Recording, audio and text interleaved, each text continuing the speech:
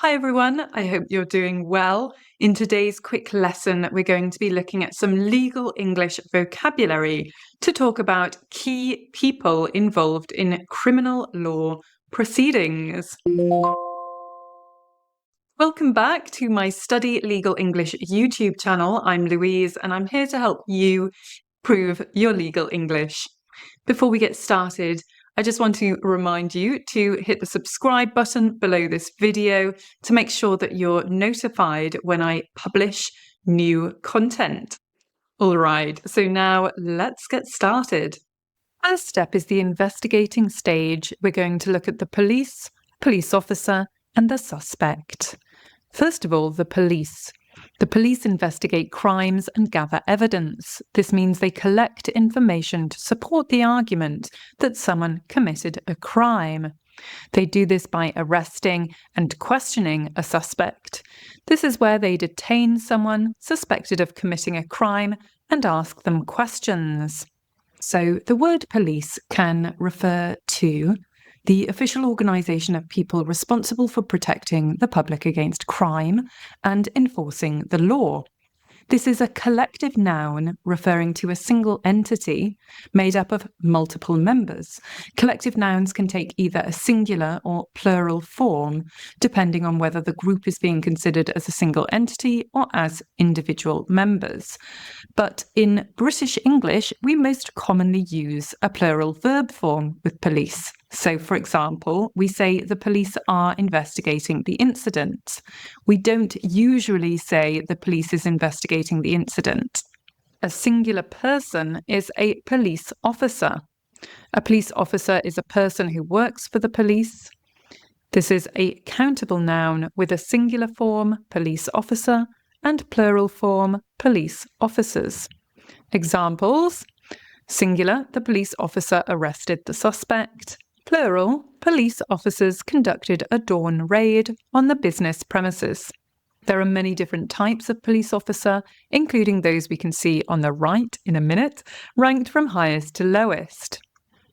Commissioner, commander, superintendent, inspector, sergeant, and constable. The next word is suspect. A suspect is someone who the police believe has committed a crime and who the police are investigating. Suspect is a countable noun with a singular form suspect and plural form suspects. Examples: singular, the suspect was apprehended near the scene of the crime. Plural, the police are interviewing multiple suspects following the robbery. If the police gather enough evidence against the suspect, they will charge the suspect. To charge the suspect means to formally accuse the suspect of committing a crime. Sometimes when this happens, the suspect is actually called the accused.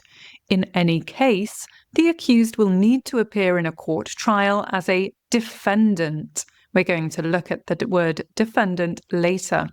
So let's look at the trial stage. In the trial stage, we have the prosecution, the Crown Prosecution Service, the prosecutor, and on the other side, the defence, the defendant, the defence lawyer, and the offender. And then we're trying to find a word that is the opposite of offender. Let's take a look at these step by step. Let's look at the prosecution. The word prosecution has more than one meaning in legal English, but regarding a side in a criminal trial, it's like saying the lawyer for the prosecution. It refers to the person or people or body who is presenting evidence in court to prove that the defendant is guilty. It's a collective noun, again, referring to a single team or the members of the team. It can take either a singular or plural verb form, depending on whether you're emphasizing the team as a unit, so you would take the singular form, or the individuals within it. The plural form, let's look at some examples. If we want to focus on the singular, we would say the prosecution states that the defendant's fingerprints were found on the weapon. Here, we're highlighting the prosecution as an entity, as a team, considering it as an it. Otherwise, we might have more of a plural focus. The prosecution state that the defendant's fingerprints were found on the weapon. So here we're more thinking about the team members as a they. In any case, we wouldn't say the prosecutions state that the defendant's fingerprints were found on the weapon. It's a mistake. Moving on, we've got the Crown Prosecution Service, the CPS.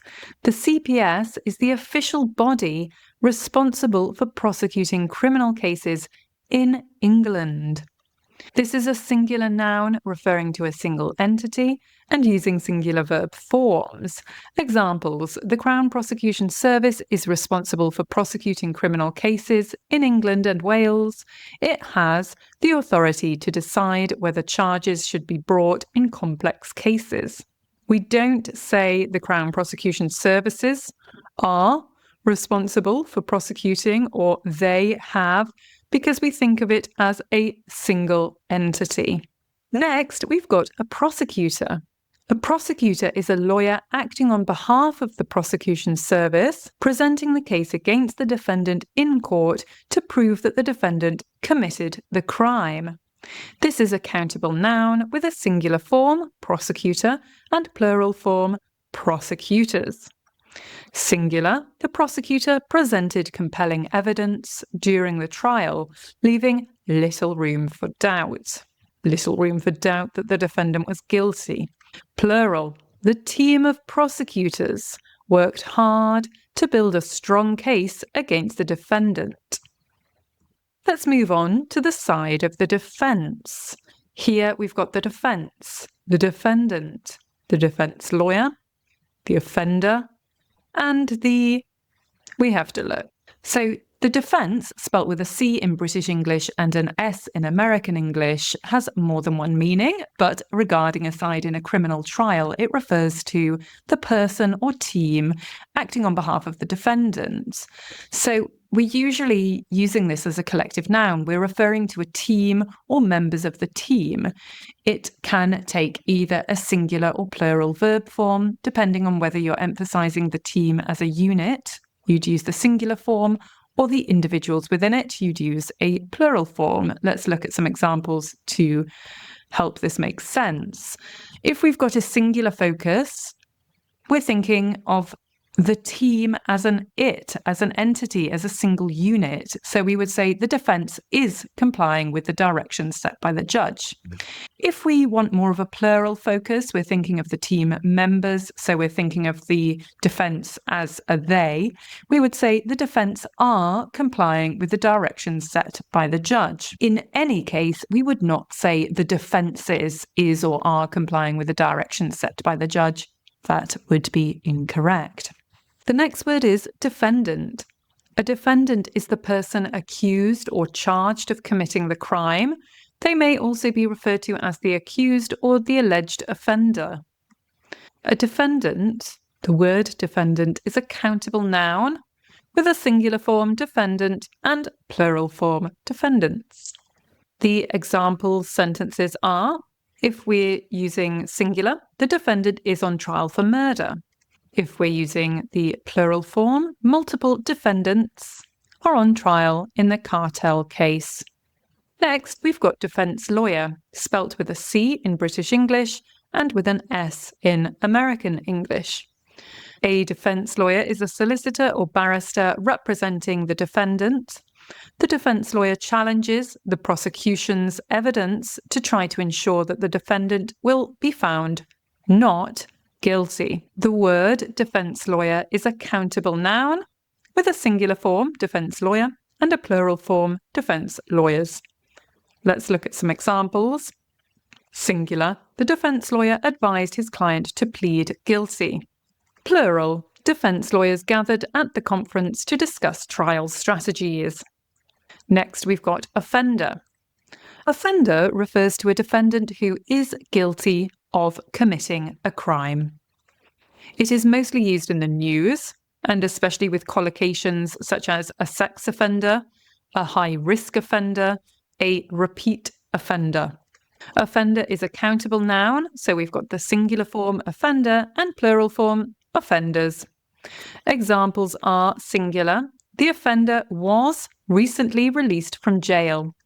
Plural, under the new law, offenders face up to 10 years imprisonment. So, are there other ways to describe an offender? Yes, if you're representing the defendant, you might say, my client was found guilty or convicted. The court or the jury found my client guilty. My client pled or pleaded guilty, or my client entered a guilty plea to the charges.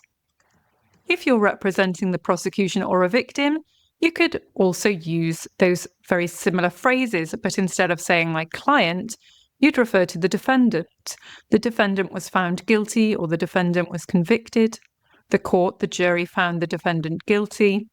The defendant pled or the defendant pleaded guilty to the charges. If you want to emphasize the past history of the defendant committing crimes, you can say the defendant has a prior conviction or a criminal record. You can say the defendant has a history of criminal offences or a history of unlawful activity. What about the opposite of offender? What can we call someone who has not been found guilty or has been found not guilty? Let's have a look. There is no single noun to describe someone who has been found not guilty at trial.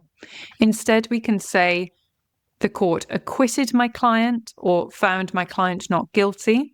My client was acquitted or found not guilty.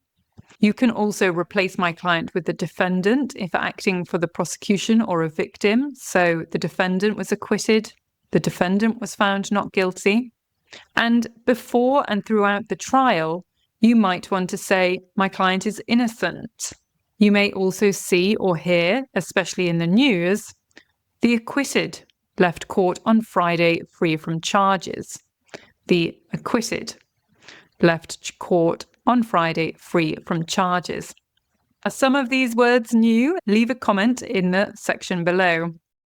So that brings us to the end of this lesson. I hope you found it useful. I hope you learned something new. Of course, if there are other legal English topics that you would like me to cover in future videos, let me know. Just leave a comment in the comment section below. Don't forget to subscribe to my channel. Join me on social media for other legal English lessons. And if you liked this video, hit the like button. Share this video with a friend, with a colleague. This really helps me to grow my channel so that I can keep producing content. After watching this episode, you might be interested in checking out some of my other videos on criminal law. You can check them out by clicking on the videos that are appearing now. So thanks for watching and see you next time.